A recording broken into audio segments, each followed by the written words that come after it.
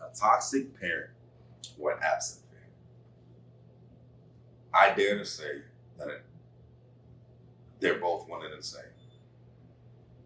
Now, there are different levels of toxicity and everything, because you can have a parent that is there and may abuse drugs or abuse the child, and that's a whole nother level of toxicity. You know what I'm saying? That you would rather not have a parent.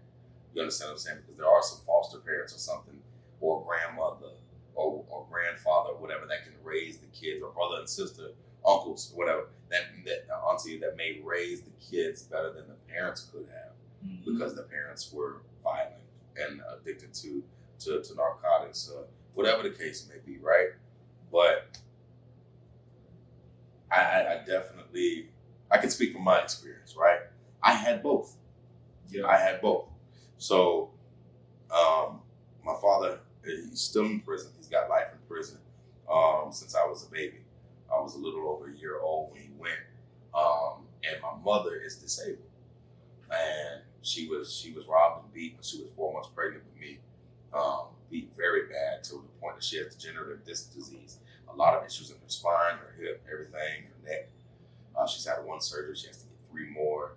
She, to this day, and this is no shot at my mother, I love her very much. She's had an incredibly tough life. But we did not always get along. It was really rough.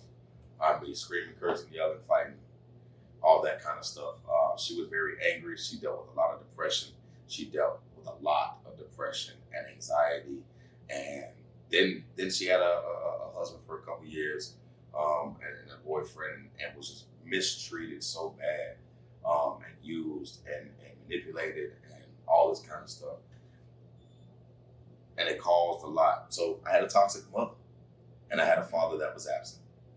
I also don't have any blood uncles, grandfather, none of that kind of stuff. So I didn't get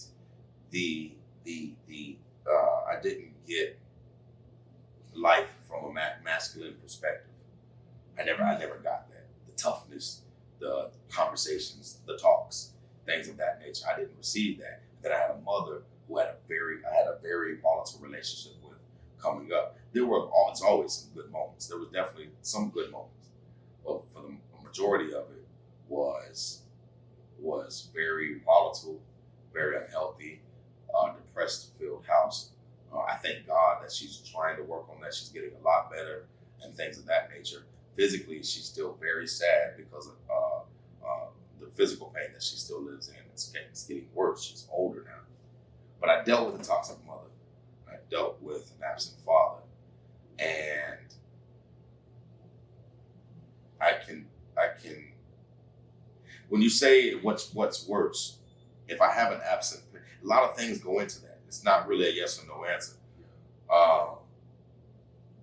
If I have an absent parent or parents, but I was raised by great people who were foster parents or family, then it's wonderful.